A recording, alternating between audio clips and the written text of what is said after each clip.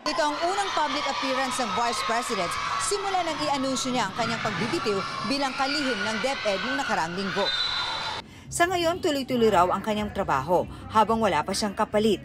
Nalulungkot daw siya sa kanyang pagbibitiw sa DepEd. Yung pagpunta ko sa mga schools, pakikipag-usap ko sa mga estudyante at pakikipag-usap ko sa mga guro. Minahal ko talaga yung trabaho ko kaya nalulungkot ako. Pumunta ako sa opisina ni Pangulong Marcos at sinabi ko sa kanya, dala ko yung resignation letter ko.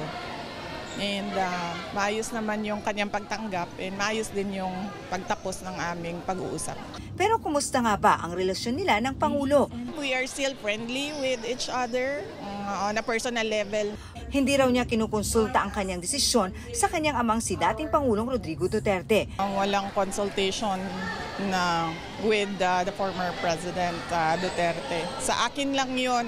Ngayong wala na siya sa gabinete, saan na nga ba gugugulin ng bise ang kanyang oras? Nakatutok na tayo ngayon sa Office of the Vice President. Meron kaming 10 projects sa Office of the Vice President.